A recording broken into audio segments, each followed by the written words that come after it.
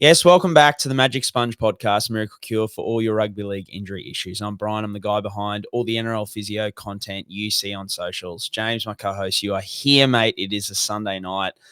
Mate, we've heard about the flu game from MJ over in the States. I think tonight's my flu game, especially. We had a wonderful wedding celebration on last night with a good friend of ours.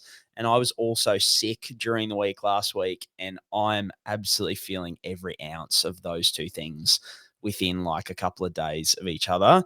Mate, it was good to catch up with you and a lot of the boys that we did physio with, which was fantastic. But I think for a rugby league show, the greatest part of the night was it was a wonderful Queensland night in that we're all on the 4X bitters, mother's milk, just all night, fantastic. But then at some point, obviously the 4X bitters ran out because most popular drink, of course.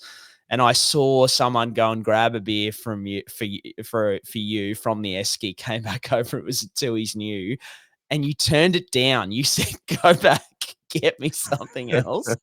Mate, highlight of my night. I was across the room and I could just see you going, no, you just go back. Sent him back. So, mate, that's true Queensland spirit if I've ever seen it.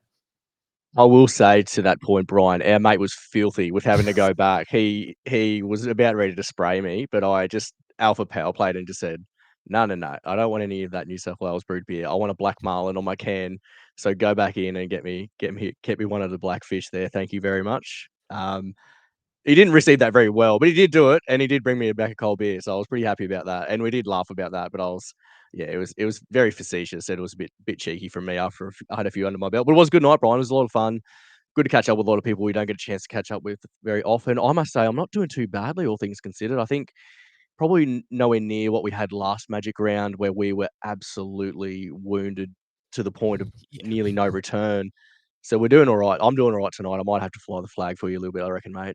Yeah, mate. I think you were out till 3:30. I was like, oh my God, that is commitment. I think it's just, I like to think I'm not old where I can't pull up all right. I'm going to blame the sickness and the drinking very close together, but we'll see how we go. The one thing I wanted to say is, mate, we're friends this week on the podcast extra because my Finns did your Broncos a massive favor the other night, getting the last minute win, which is fantastic. And then the Bronx, mate, up against premiership heavyweights, the Rabbitohs, just put on an absolute score. Like, what a weekend for our teams, and they helped each other out. It's fantastic. They did, yeah. A lot of Queensland spirit just near the peninsula and in the inner city of Brisbane there, Brian. So, yeah, it's going to be a little tight race for the top four now. There was a couple of games the Warriors had on the Broncos and the Panthers, respectively, but now that race is heating right up. So, good weekend of footy, lots of upsets, a lot of good results.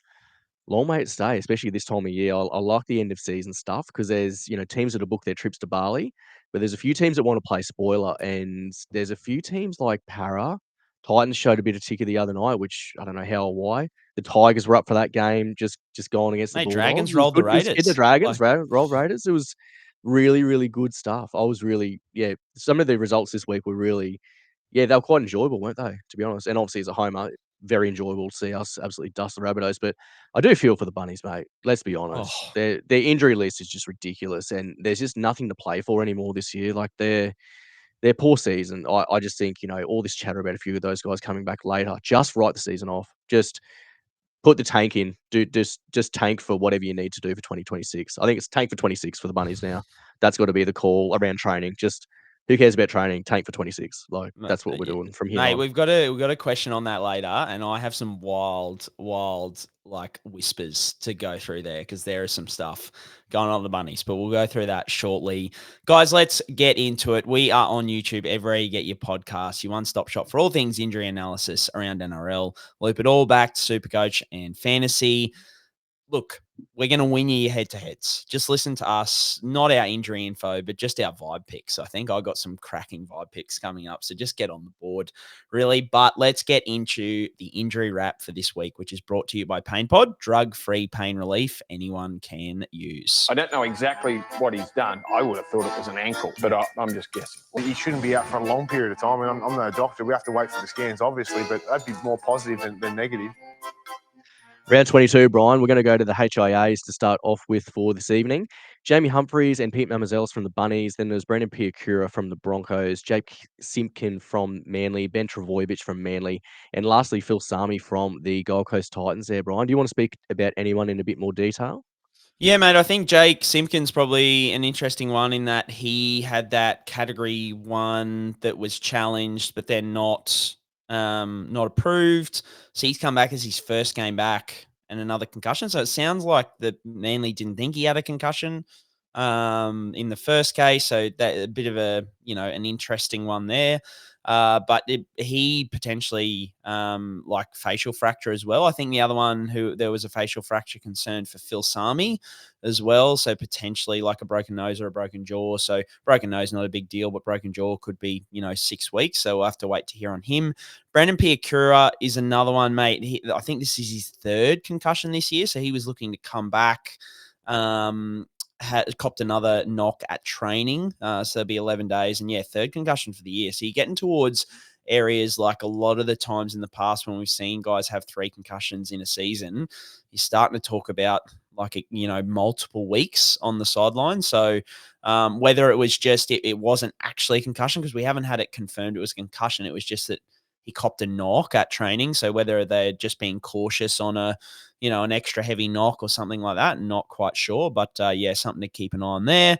And then, Humphreys and Mamouzelos, mate. The Bunnies playing without an 18th man. I said at the time it's something I'd never seen before. A few people kind of messaged me and said potentially there was a Finns game last year where TPJ was 18th man and did his hammy or something That was the like Perth that. game. Yeah, there was Right. something like he didn't make the trip over or something like that. There was something weird Okay. about that Perth situation from memory with Tavita. I recall us having a laugh about that in some Yeah, capacity, but I don't I couldn't remember the remember details. that Yeah, one. But yeah. like just a real unique situation in the fact that both of these guys looking to come back from concussion suffered 2 weeks ago, then they, get named, get through all the week, and then obviously at like captain's run or the day of the game, they've got like those delayed concussion symptoms.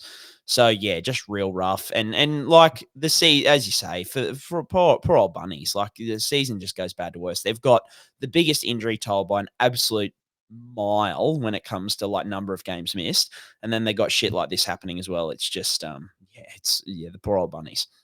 Yeah, it's crazy, isn't it? I think the Finns one from memory, Brian, I know we're sort of tangenting into this one, but wasn't it something like they only flew over 19 players and then a couple of them got flu and the only healthy ones Yeah, they I had couldn't do play? There remember was something that. like that. Yeah. There was something in that space anyway. It was just a classic rugby league tale where there was just not enough boys on the plane over to Perth and they had no option to sort of call in at last minute and short notice and things like that. So pretty unique situation, that one. But you do feel for the Bunnies, like I said at the top of the show. We'll move on to the Eels vs Storm. So no names on the list here tonight to discuss, Brian. So we'll go to Warriors v Dolphins. Big one out of this one for Finns fans with Herbie Farnworth. Looks like a fairly high-grade hamstring injury. Jamayne Isaako has been reported as a groin or thigh concern. I don't know too much detail on that. For the Warriors, Jacob Laban was a leg injury, pretty nasty hip drop mechanism there from Felice Kafusi on his leg. So hopeful for good news there rather than bad news. Leka Halasima was reported as cramping in this one. And then pre-game, Chanel Harris Tavita and James Fisher Harris, the double barrel last names there, were both reported as calf injuries. I think both of them on the lower end of severity, Brian, if I'm not mistaken there. But it still might be a between 1 and 3 week prospect for both, I think is what reported, wasn't it? Yeah, Chanel, I think they were kind of pushing for him to come back this week. They just didn't want to take the risk. So they're pretty confident. Look, and the big thing we say with calves, they can linger around. So something to watch out for here. But Chanel's only expected to miss a week and Fisher Harris is 2 weeks. So shouldn't be too bad. Halasima just looked like cramps. He was down, obviously, for that pivotal play right at the end there. But just looked like cramping. They were stretching out his calves. Jacob Laban, mate, you don't do anything stupid for one game. Felice Kafusi challenge just absolutely fails. He's either getting injured or suspended pretty much the entire time. I love Finn Diesel as a cult figure, but he's just got to sort his shit out because that tackle technique is just horrific. So Laban felt a pop in his knee. Now, the hope would be that was more the MCL than the ACL. And obviously, both of those options are on the table with the mechanism being the way it is. But hopefully more MCL and 4 to 6 weeks as opposed to ACL and obviously season over. So one to watch out for there. Isaako, it's been reported as a groin, but the strap around his leg was really low from what I remember. It was like when he scored that final try, it seemed to be like right down around like the lower thigh. So I wonder whether he's copped a cork or something like that. If it's a groin, I think the biggest implication there is, as we've seen with goal kickers and groin injuries in recent times, they can miss 3 to 4 weeks in terms of the goal kicking. They still play through it, but they just don't have the goal kicking. So, mate, our boy, well, my boy, but also our boy, Isaah To'a, if he takes up the goal kicking, he could be a tasty little point of difference over the last couple of weeks. And then, Herbie, mate. I don't think it's been confirmed yet, but it's looking, 4 to 6, I think, at this point in time. Hopefully, I was quite surprised to see Cody back this week. Like, his was pretty horrific when it happened, and they were saying like 6 weeks minimum. And I think this is a 4-week return to play for him. So, pretty quick one. So hopefully maybe they're sprinkling some magic juice up there in Redcliffe, and we can get Herbie back for the finals, because we are going to make the finals. Hopefully that can happen. But mate, what would you think if it comes out, Isaako's get a bit of a groin niggle, how tasty would Isaah To'a be for you with the goal kicking? Yeah, it's a juicy prospect, isn't it? I guess it's a hard one though when you got Cleary and Hines. That's the thing, is like, where What do you about fit the him in? Like, flex, mate? The do you run flex him down would the be, flex? That's what I was just about to say. Is like, do you run him down through the flex? I guess that is an option. In terms of the run for the Finns on the way home, mate, let's just have a look at the run for the because Finns, I'm 'cause asking we're for a on. friend who has a decision to make on the flex this week as to whether to get a Yes, fullback or yes. a halfback. So I need That's the someone to option, isn't confirm it? my So I guess in biases. Yeah. terms of what we got, so we've got Roosters, Broncos, Manly, Titans, Raiders. Not the best, not the worst. The Finns are just scoring so many points though, Brian, and Herbie's a big part of that. He's a massive miss for you guys, but yeah, I wouldn't go against it. It's pretty good from the eye test, or the rugby league vibe test, the pub Yeah. test, the sniff test, whatever test you want to put through it. Isaah To'a is the one I think that comes out on top. So My options are yeah, all I vibes, kind of like James. it. In no They surprise at are. all. All my options that I'm considering for that flex spot are just vibe picks. So, Yeah, and he's one of them. 100%. So, yeah. Next game, Brian, was the Broncos versus the Bunnies. So very quickly through this game, Payne Haas was ruled out pre-game with an infection, so he couldn't get through that in the lead up to the game, to be right. Xavier Willison's broken his arm. I don't know if he's a radius fracture. I'm assuming it's probably a radius fracture based on the mechanism there. Then Ryan Gray from the Bunnies was a shoulder injury, Brian. Any more detail about Ryan Gray to kick things off? Mate, he copped a pretty heavy knock to it and was carrying it really low.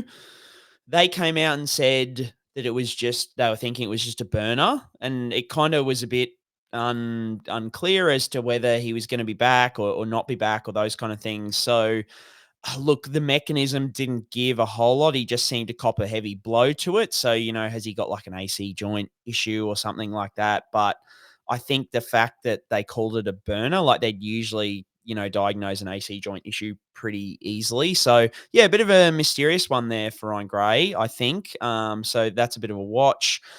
So Willison, I'm just reading, I was just checking and making sure. So the Broncos have confirmed he'll have surgery, and they're expecting an 8-week return. Look, it looked like a radius fracture. The radius is the bone that sits on the thumb side of the forearm. So he just, hung the arm out to the side to make a tackle, and the knee just went straight into it. The complication and why this one's an 8-week, and you would have seen from my post, I kind of said 6 to 10 is the usual range. Some have been as low as 4. It depends where along that bone the fracture is. So the 4-week ones have been when the radius is broken, sort of down around the wrist. Seems to be they can plate it a lot better. The risk of refracture is a lot lower, and they kind of come back a bit quicker. Whereas this one, it was more up towards the elbow, like mid shaft, kind of, halfway to 2/3 of the way up the arm. And yeah, fractures, I mean, the example that comes to mind is Edric Lee. I don't know if you remember poor old Edric, Oh, but yeah, I he just do. had, Yeah. like he got it plated, copped another knock. And it's a bit like that Ryan Pappenhausen thing that we talk about all the time, where like there's an increased fracture risk at the end of the plate. So if you break it like mid shaft of the radius, there's that edge of the plate, and like you cop, like if as you're tackling, you cop so many knocks around that area. So if you cop a knock on the edge of that plate, it can just go again. And poor old Edric Lee, I want to say it was at least twice, but potentially 3 times. He broke that arm and was out for, anywhere from 8 to 12 weeks, that kind of thing. So I don't think they're going to rush Willison. I mean, potentially they could do the old petrol yellow pages, strap that up to his arm, the Mal Meninga, those kind of things. But yeah, I'd say 8 weeks is about accurate. So potentially he's there for the Dolphins grand final, mate, when it's on. Might be his return game. And then Payne Haas, mate, these infections, this is crazy to me. I know infections happen all the time, but there's been so many boys miss time because of infection this year. It's getting quite ridiculous. So I think he had a cut, got infected, was on a drip the night before the game. He came out the morning of the game and wanted to play, but the medical staff said no. And I think, they probably looked at the Rabbits and saw the state they were in and went, we probably don't need to risk you. So very unlikely he misses next week. He should be fine. Yeah, very good call. Next game was the Titans versus the Panthers, Brian. So Isaah Yeo looks like a shoulder instability episode, and Luron Patea looks like a collarbone injury there, Brian. So a couple of middle forward injuries there for the Panthers.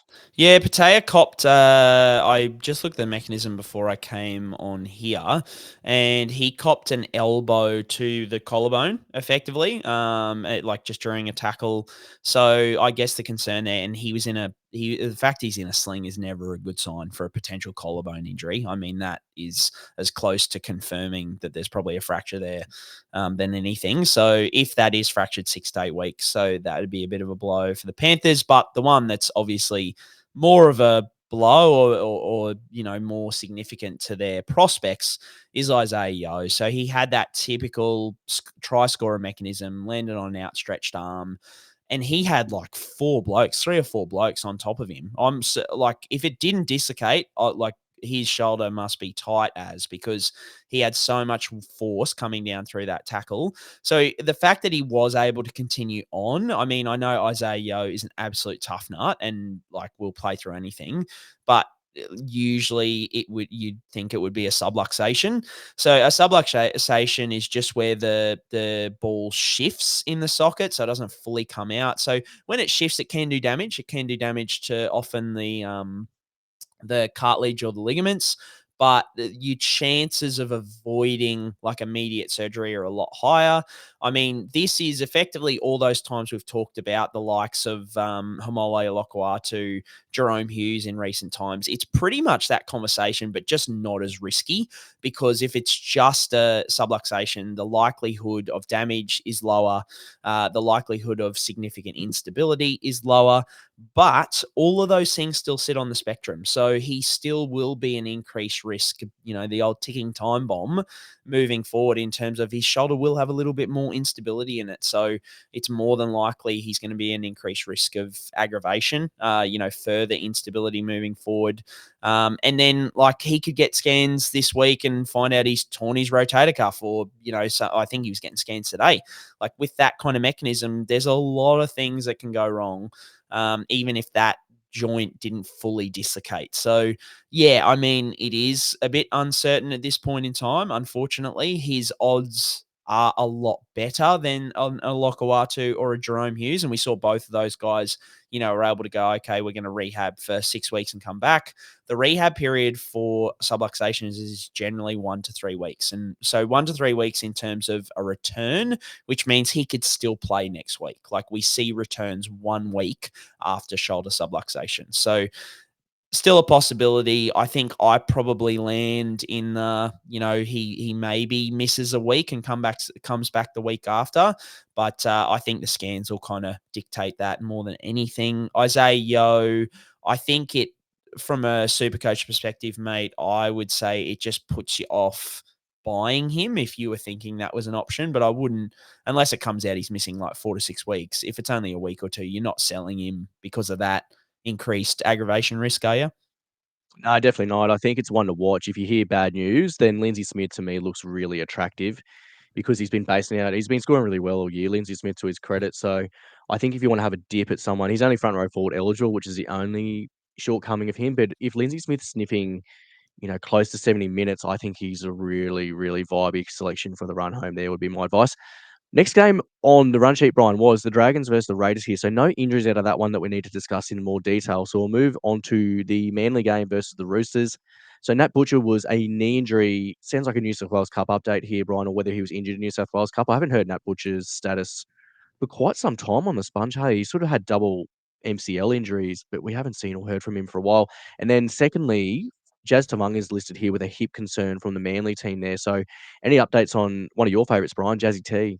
Mate, Jazzy T, he's another one. I just looked at the mechanism before the game, and he had a really unique mechanism, and he kind of went towards a splits kind of position. So his left leg got splayed out to the side, but it looked like it impinged him on the outside rather than stretched his adductors, if that makes sense. So he kind of grabbed for that like lateral outside hip after his hip got reefed up that way. So I wonder whether he's just pinched, something in around the hip joint and had to go off. I don't think that mechanism screamed anything too major for me at this point in time. It is Jazzy T, and he's one of the toughest hombres going around. So hopefully he's all good. Mate, Nat Butcher, you say double MCL injuries. I reckon we're looking at triple MCL injuries here because the MCL injury early in the year, then he was looking to return, suffered another MCL injury to the same knee at training.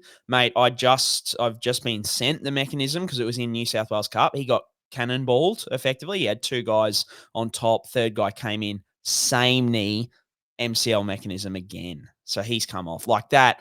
We say all the time that MCL aggravation is like the risk is quite low compared to others because you have to cop a knock like this. And it just like how many MCL injuries do we see in a round? Maybe like one or two, like there can sometimes be more, but see, risk is just so low. But he's got three now. That is, I've never seen that before. I think I would say season's over. I just don't know how they couldn't just shut him down and go, we've just got, unless somehow he just got scared and it was just like scar tissue or something like that. But the tackle looked pretty brutal.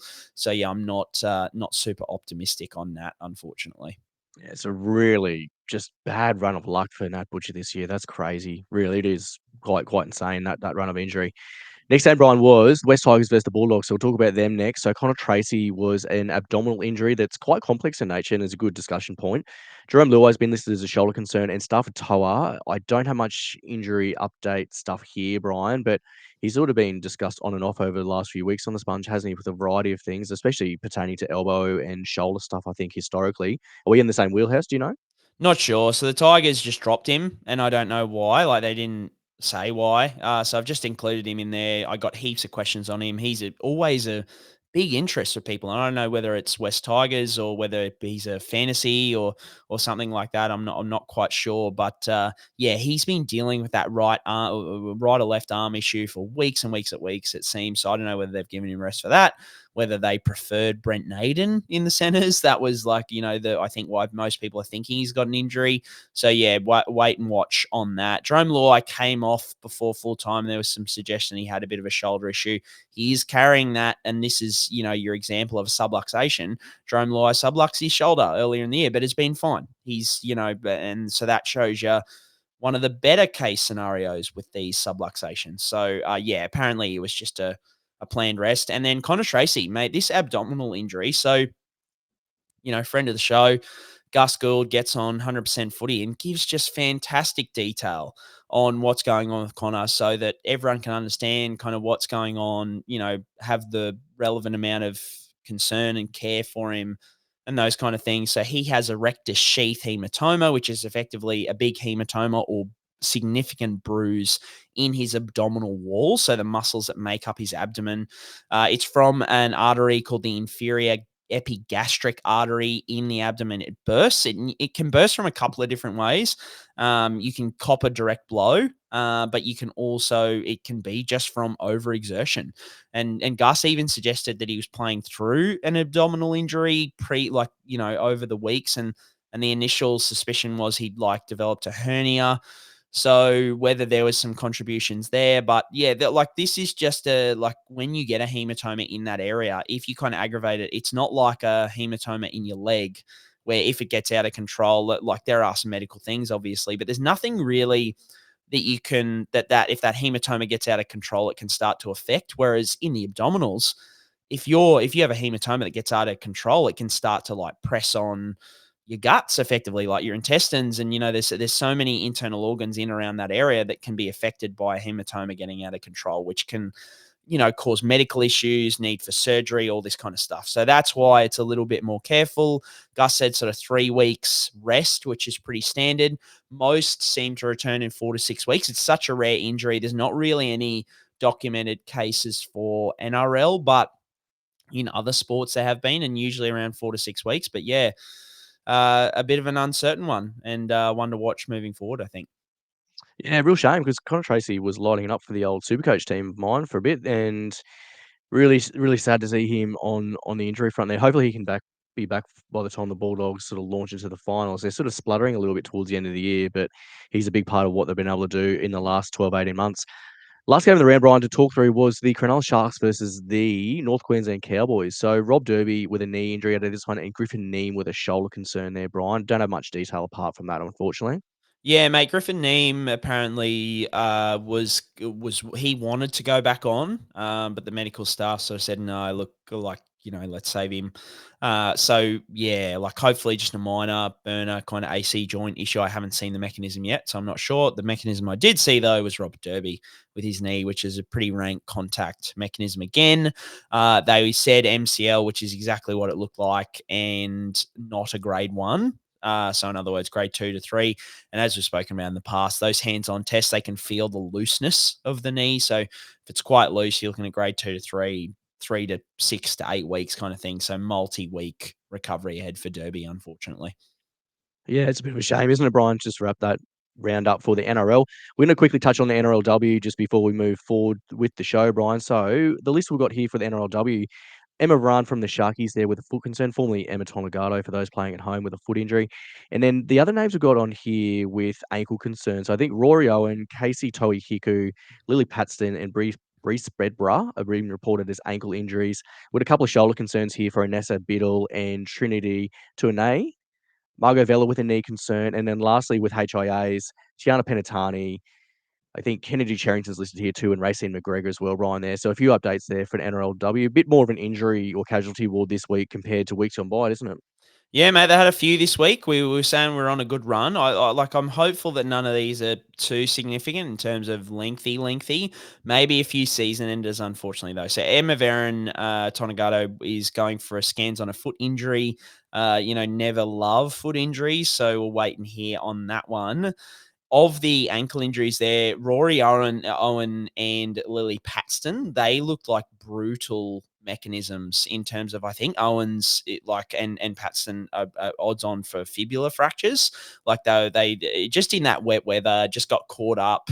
Their boot got caught. Lily Paxton especially, she got bent back over her ankle, and yeah, that was pretty brutal. So I think both of them would be lucky to come back this season because that's like a 6 to 8 week and plus injury. To'ihiku was the other one. They're thinking high-grade syndesmosis for her, so potentially her season over as well. Of the shoulders, Anessa Biddle hopefully is more burner because she kind of got hit from the left, compressed the right, and then she was holding her right arm. So I'm hopeful it's more like that. Her head got pushed right, pinched the nerve, and then down the arm. So hopefully she is back, in the next week or two. Margot Vella played out the full game. They're hoping only a grade 1 MCL, so potentially back next week. And then, the HIAs. So Charrington and Penatani Gray were confirmed, category 1 or failed HIAs. And then Racine McGregor was in the last kind of 15 minutes. So I'm not quite sure on her, but they'd have to miss next week. Interestingly, I did see when I was looking through, there's one of and I will get the name because that is important. Logan Fletcher. So she is a young player. She suffered a concussion in the Harvey Norman New South Wales Women's Premiership match. Because she's 18 years old, she is observing a 19-day stand-down period under the NRL's concussion protocol. So I thought that was interesting to read. It was something that kind of had slipped my mind over the time too, because I just don't think in the NRL we've had an 18-year-old suffer a concussion that I can remember in recent times. But yeah, so 18 years old, 19 days. So one to put in your mind moving forward if there's any concussions in those youngsters. Would have been nice for my autistic brain, Brian, if it was just an 18-day stand down for an 18-year-old. I think that would have been much nicer. So I don't know where 19 has been formulated from compared to 11. But anyway, that is what it is, and that's what we go with. Thanks for wrapping them up, Brian. That was really good. We're going to launch into the questions now. So thank you again to everyone who submits these of a weekly through the broadcast channel. First question, Brian. We're talking about him again. Keanu Keeney. Is he a chance to come back this season for the Titans? We've flip-flopped on this one a bit. Mate, this has been the roller coaster of all roller coasters. I still don't know how it's a discussion point for such a young player in a team that isn't going to make finals. Significant injury, but the word is, mate, I got told this afternoon he's coming back next week, or that's what he's saying at this point in time. So whether that's off the bench, starting at fullback, I mean, I would say, James, and maybe this is the bias in me, which we know this is a show of a lot of bias, but AJ Brimson fullback looked fantastic this week, as he always does, playing fullback. So I just think it'd be a big call to throw Keeney back in there when Brimo's been looking so good. So that will be an interesting one. But yeah, mate, there's a few, and we'll talk about the South guys in a second. Yeah, I know reward for these guys who've been through big rehab processes and that kind of thing, and players want to play.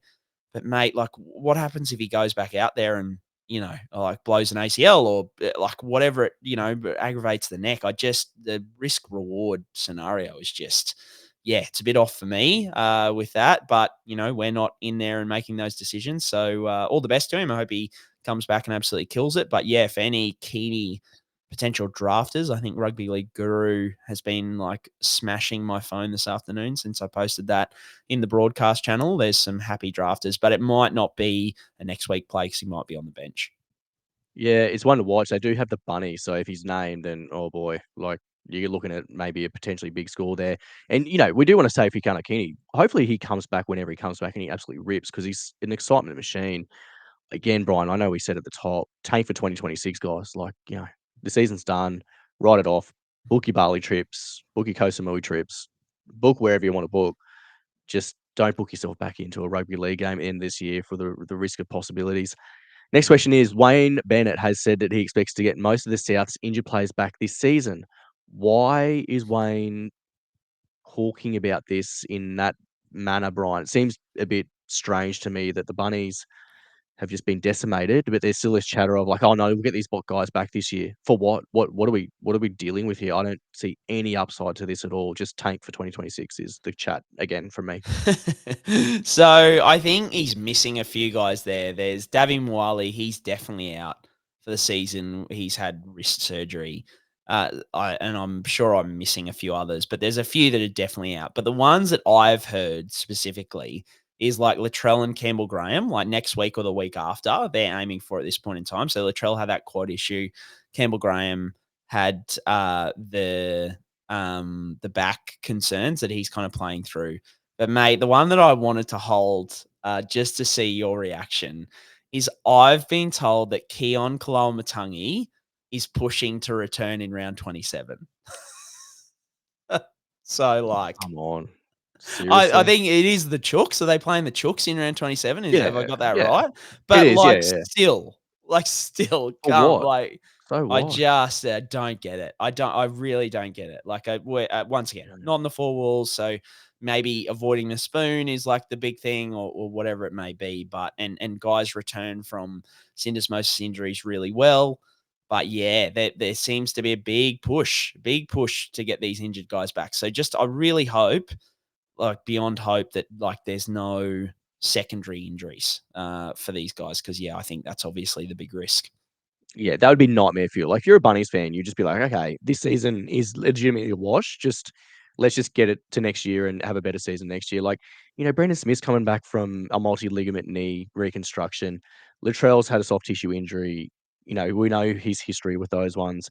Jackie Whiten suspended to around 27. Campbell Graham's been in and out this year, and last year he had a rough run with the injury.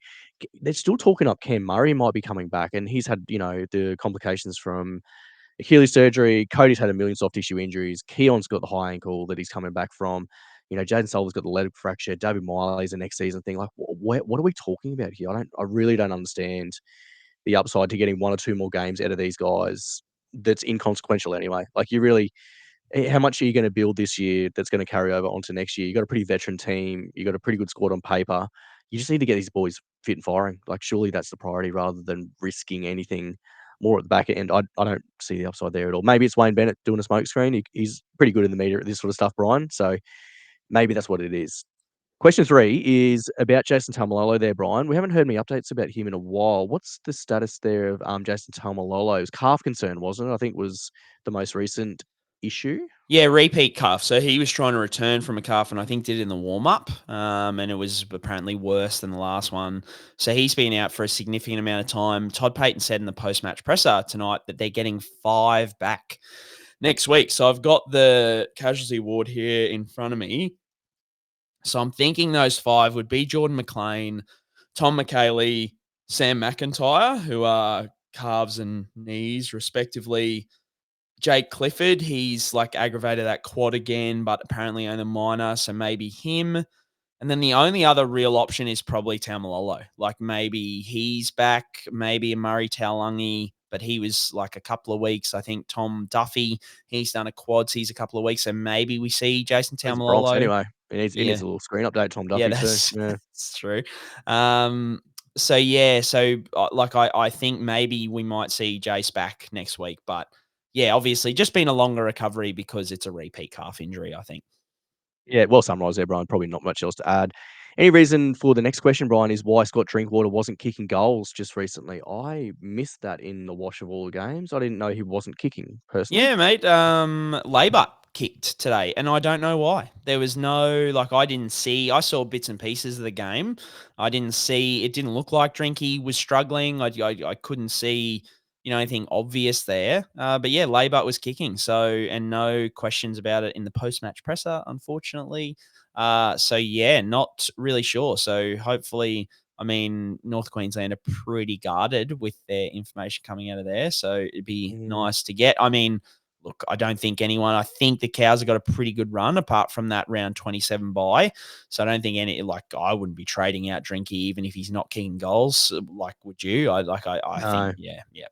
Yeah, It's just it'd be more playing on like for me. more captaincy option. Maybe you Yeah. want to find that out to figure that out. But I think there's better Yeah, options good call. anyway. Look, the Cows also have done some weird stuff with their, they let Drinkwater kick from the natural side of the field for his left boot. And I don't know if Labour hits it right-footed, whether they split sides, because I think they were doing that for a little bit with, it was probably Tom Duffy, I think, for a week or two there. I think there was if it's on the left side of the post, the right footer kicks it, right side of the post, left footed kicker kicks it.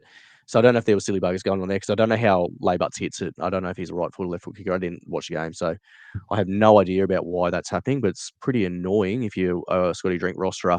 Next question, Brian's about Joshy Addo-Carr. He's got a whole lot of strapping. What is doing with all the strapping? He's repping of a weekly there, Joshy Addo-Carr. Mate, I've got no idea. I know he's got like an elbow strapping there for obviously to prevent like hyperextension kind of thing. But then he's got like all this, I don't know if you've seen it, like it's over his 4th and 5th fingers. It's like mummified the fingers effectively. I've never seen it before. I don't know. I get questions about it all the time. So I wanted to say on here, just be like, I'm not sure. I think it's a vibe thing. I don't think it's a medical thing. But yeah, maybe we'll find out there's something there, but it's on both arms. And yeah, not sure. Yeah, that's a weird one, isn't it? Look good, play good, feel good, maybe. Yeah. I don't know. Maybe it's just the aesthetics. Good for the brand. Maybe that's what it is. I don't know, because you're right. It's bilateral, and like you sort of see it with like those boxer fractures, with those like metacarpal fractures. Sometimes they can strap them that way, but to have them on both sides is a bit unusual. So yeah, don't know what's doing there. It's a bit bizarre. Last question, Brian, and then we're through the questions for this week. Is should there have been some controversy around the Panthers win yesterday because of the trainer running in front of Jaden Campbell when he was kicking that conversion? high contact in scoring position and no penalty try as well. So there was a couple of instances out of that game. The trainer running through was god tier shithousery. Like he put his head down, like, oh, I didn't know what I was doing. He knew exactly what he was doing, Brian. Like blind Freddie knew what was going down there. Like he was doing that stuff intentionally. And then when Jaden Campbell sprayed it, I was like, oh mate, I'd be filthy as a Titans fan. I would have been filthy.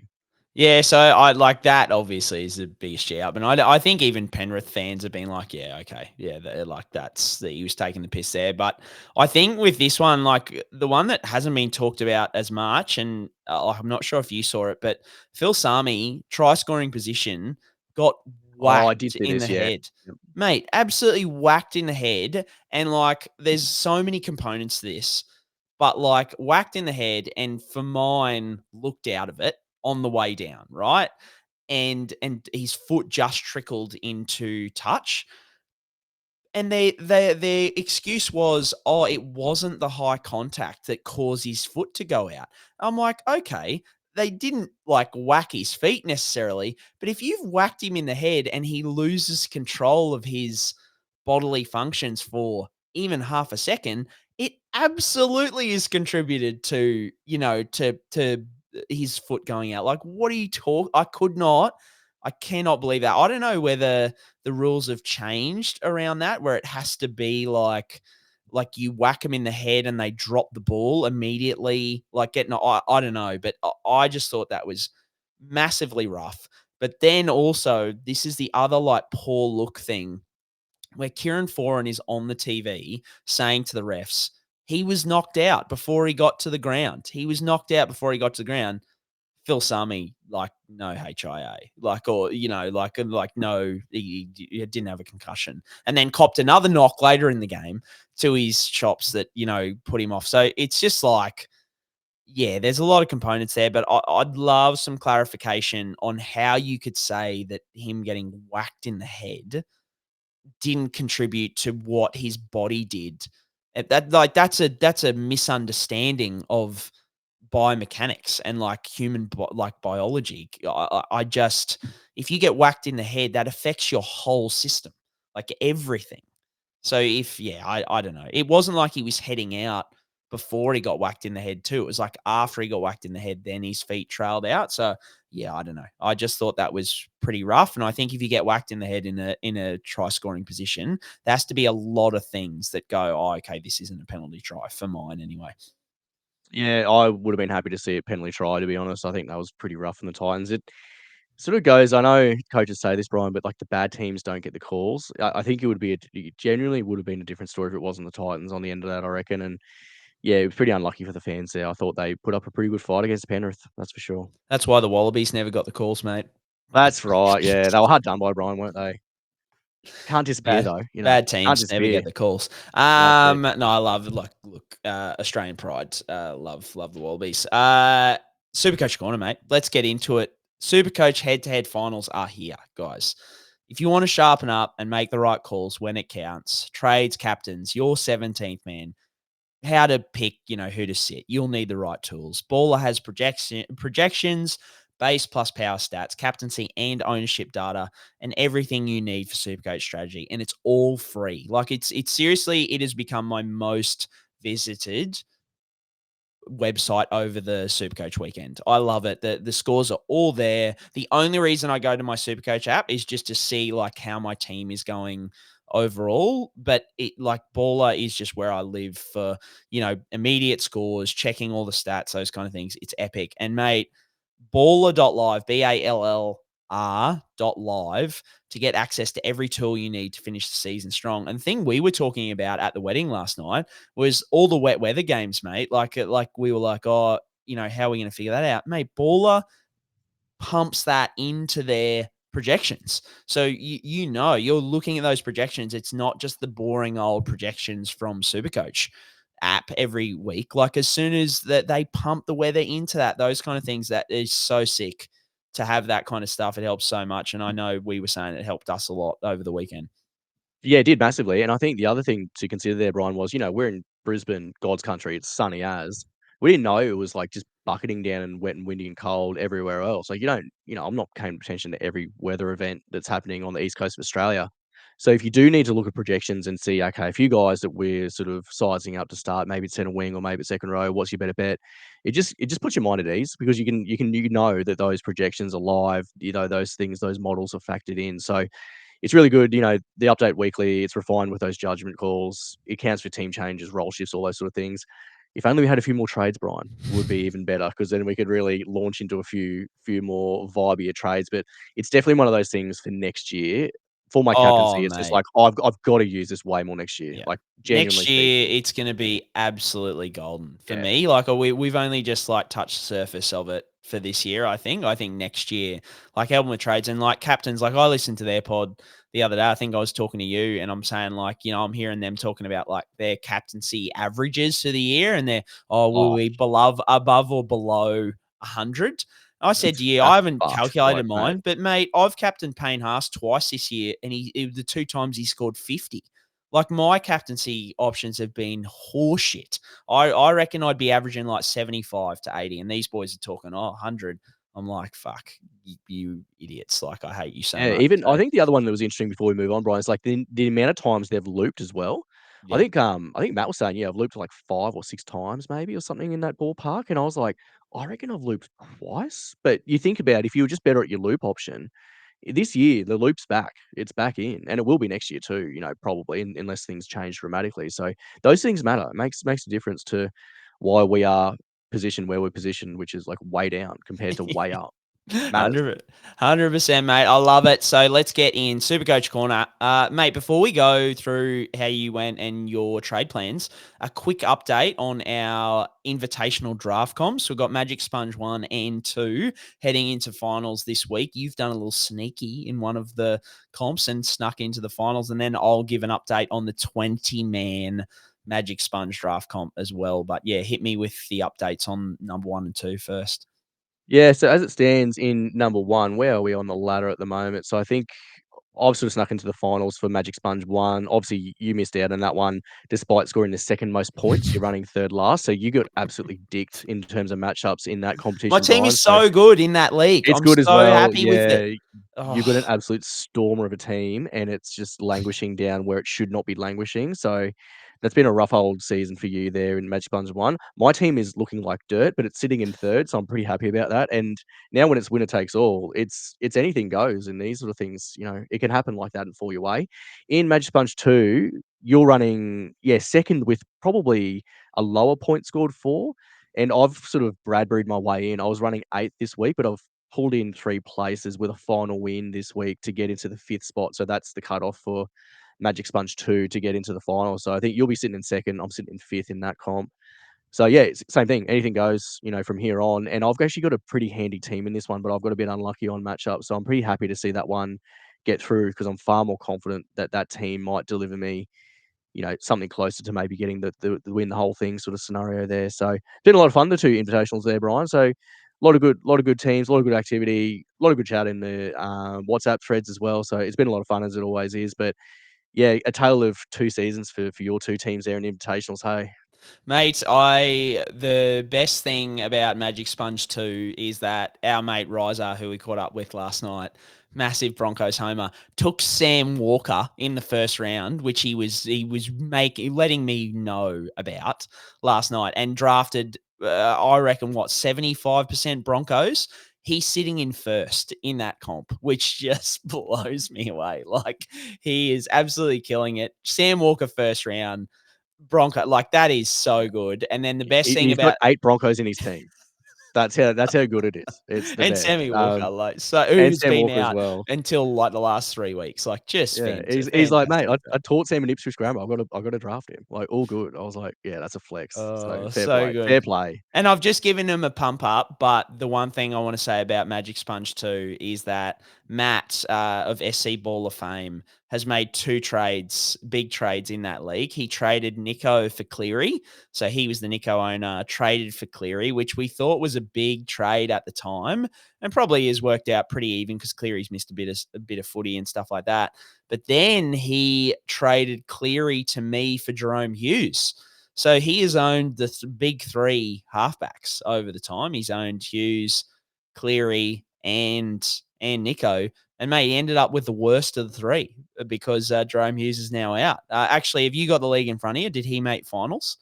Yeah, Jimmy Sek, he was back in 2, and in terms of the ladder, Because I really hope it he's would make it even nah, sweeter. he ran 7th, so Fantastic. he just Even he just better. missed out. So, commiserations there to Matt. I don't think anyone's gonna feel very sorry for it. It's one of those things with drafting. It's like, oh, sucked in so bad if you miss, and then like so good if you make it through. It's sort of it's very much like Sean fraud, isn't it? Like you laugh at someone else's misery more than you like celebrate your own success in that sort of situation. So yeah, it's been really good fun.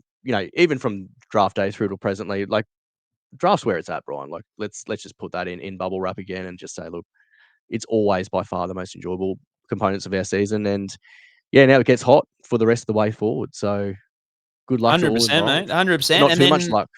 well, that's exactly right. The Deep Magic Sponge, mate, 20-team league. This was epic. We had the group chat in this one is going off like every day. The boys love it, which is awesome to see. We had 20 teams, but it's like one hooker, one front rower, 2 second rowers, a halfback, a 5'8", 2 CTWs, and a fullback, and only 2 bench.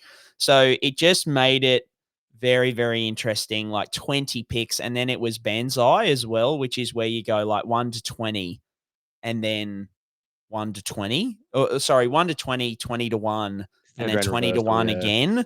So like your people who are at pick 20 aren't as disadvantaged. And my kind of preseason thing was, oh, look, whoever's up top like is probably going to have a big advantage because if you get one of those big dogs, you're just so far ahead. But mate, what I didn't account for is the worst first round performance from I guess first rounders we have ever seen. I reckon. Like, who are you happy with at this point? Like maybe a Teddy, you're happy with Drinky, Drinky, pretty you're happy. happy with, Yeah. and like Cleary and Nico, you like have been Nico, yeah. okay, but like Yeah. Cleary's been in and out, and especially in a 20-team comp, like you're not drafting 2 halfbacks, and there's no halfbacks on waivers. So when you lose Cleary for those weeks that you've lost Cleary, it's been really tough. So I haven't like analyzed it completely, but I'd say a lot of the guys up the top are actually kind of in the teens where they got those, those few picks and they've just nailed those picks, like especially around that second, third round because it then reverses back. If they nail a few of those, they've picked up like a Terrell May or something like that who's a bit safer. But it's been awesome. I've loved it. I'm tempted to do another one next year, like do a couple because it's been really cool. So we might get that going next year. But I unfortunately, to call myself out, I picked Ponga in the first round, and then I picked. Let's have a look. Remy took Tom Duffy in like the 4th round from Yeah, memory, and I took think Tom you said that just Duffy. torpedoed Yeah, my season. correct. Because Ponga in the first, and then I took Brimson in the second, JMK in the third, and then Duffy in the fourth, and that just Duffy in the fourth just absolutely cooked me. Like it just, but you had to do something to try and to try and fill those spine positions because like I can still pick up CTWs to this day to start. Like I picked up Fiane this week and he scored 50, which is more than the 0 of all the halfbacks. So yeah, just a really good comp. And anyone out there who's considering it and somehow has 20 mates, I would suggest doing it because it's good fun. Classic, mate. Hit me with what you got. We've both got one trade left. What are you doing? You scored well this week. Yeah. I went all right this week, Brian, but I want to run something by because this may well be the biggest rugby league bed shit or Supercoach bed shit in history. Because I do have one trade left, but it's a boost. But when you hover over it to try and make that trade, it says you don't have enough trades remaining, hence your remaining boost can no longer be used. So I might have saved a boost all year, and I might actually be physically incapable of using it. I might have to make a complaint to the manager of Supercoach because I might not be able to use my final boost. So I think what might have to happen is you need to have one trade left and you boost on that, and then there's something built in that doesn't make it happen. So well, I might have think your boost absolutely only lets you trade like one more. Like if you have 2 trades allowed for the week, then you need to have 3 trades to use the boost. Yes. So if you don't have 3 trades left, you've kept the boost in hand for no reason.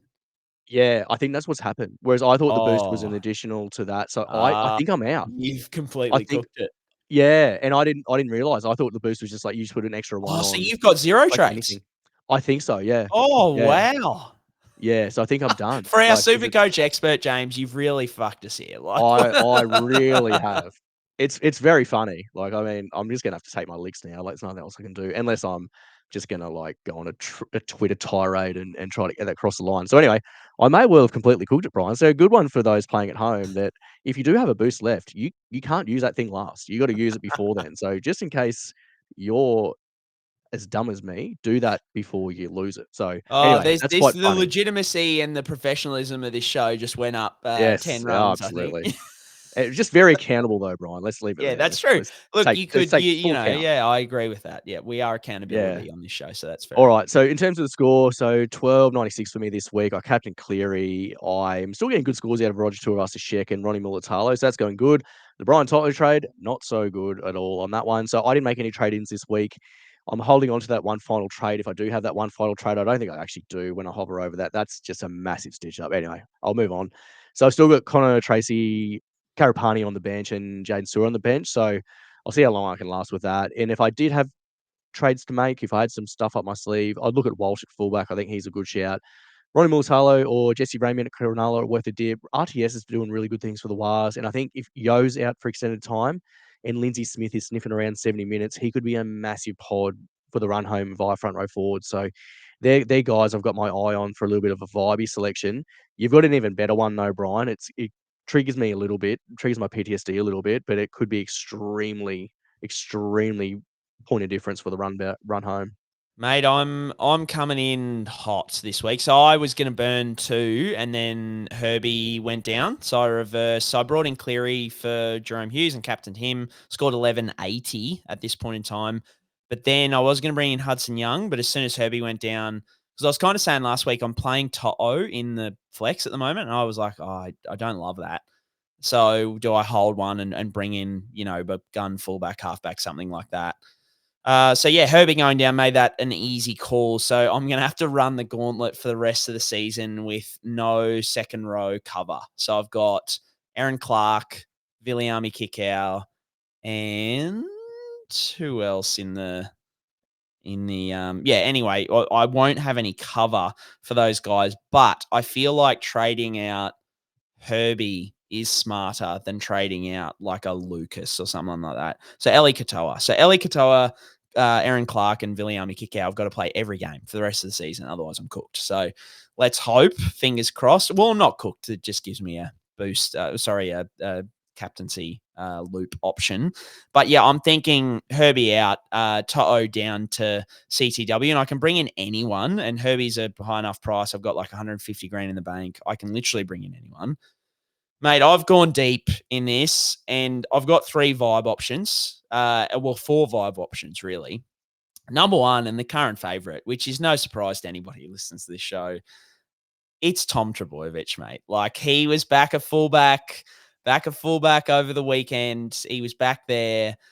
He's got the Raiders this week. Yeah, I get it. But then he's got the Tigers, the Dolphins, the Dragons, and the Warriors. And the Warriors aren't doing fantastic at the moment.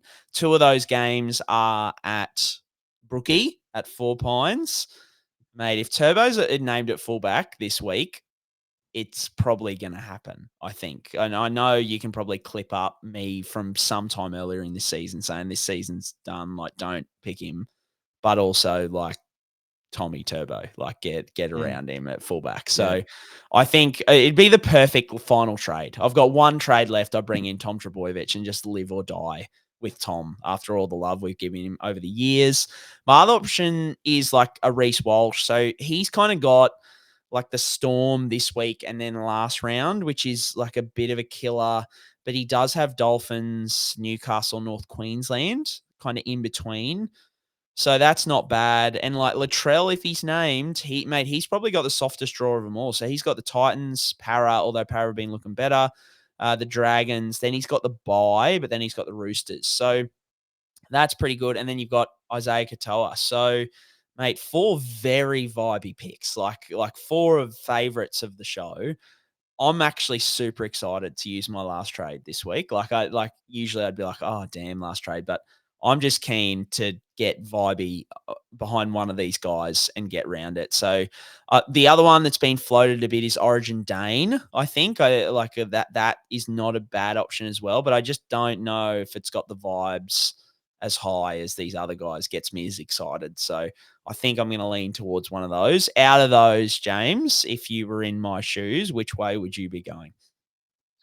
Recency bias, but Reece Walsh, I think the Storm at either end is not scary to me, Brian. Like, they're leaking plenty of points, Melbourne. So I wouldn't be scared about going that way. I think, he's got through most of the season. He's further removed from the PCL. The Broncos looked all right. I don't know. It's hard to say they looked all right when they played the Bunnies. Like, they're running out reserve grade at the moment. So I don't know. Like, I think I I'd was be a bit leaning worried. I towards think at Walsh. one point it was like Yeah. Reece had 4 try assists, 4 line break assists, and he was on 5 runs. 90 or Yeah. something. Yeah, and he was on 90, and I'm like, oh man, that's probably the one thing that concerns me a little bit with him. But it's huge vibe picks. Like we're not using logic here with much of these. It's more like just vibes around who am I going to get excited about the most? And probably the other one is like, for me, the way I'm looking at it is who's a legit captaincy option in some of those weeks. Like I think that's why I'm kind of leaning more Turbo, because I think like a home game against, I can't remember which of the two is at Brookie, but any of those Tigers, Dolphins, Dragons, New Zealand, Yeah, if true. he's playing them at home, he is a massive captaincy option for me if he's at fullback. So that's probably the other thing that's leaning me towards Turbo. But I've got a suspicion he'll probably be named at center. If he's named at center, I'll just go one of the other guys, I think. Yeah, mate, don't mind it. I guess who's another one that might be a little bit vibey? I was going to say Cam Munster, just off the back of Origin and like how good he was there. Queensland spirit in your system as well. But he's got Broncos, Penrith, Bulldogs, Roosters, Broncos. Yeah. It's not the best run, but I don't know. Cam Munster can do stuff against any team. He's sort of one of those guys that's relatively matchup proof, but he's not really a big point of difference. So I kind of like your play. Like if you wanted to go really point of difference, like boy, Tom Trbojevic must not be highly rostered at the moment. Let's have a look at. Yeah, him See or what you think Katoa there or is. Latrell, I reckon, would be the lower ones. Like, I Yeah, think yeah, Walsh is pretty popular from what I saw people carrying on the different social yeah. spaces. Once he put up 140, everyone seemed to have vice Turbo's in captain. 10% of teams. Oh, wow. There you go. Yeah, which Right. shocks me. Yeah, that's higher than I thought. There's That's some way real higher than I believers out thought. there. Yeah, Real believers. there's a lot of Manly fans that play Supercoach. Man, boy, oh boy, just sticking strong with Tommy Turbo. Let's see what. Well, if What anyone out there Yeah. listening has some good vibes, feelings on any of those guys, look, I don't mind stats. If you've got any stats to throw at me, and I'm sure the baller guys Yep.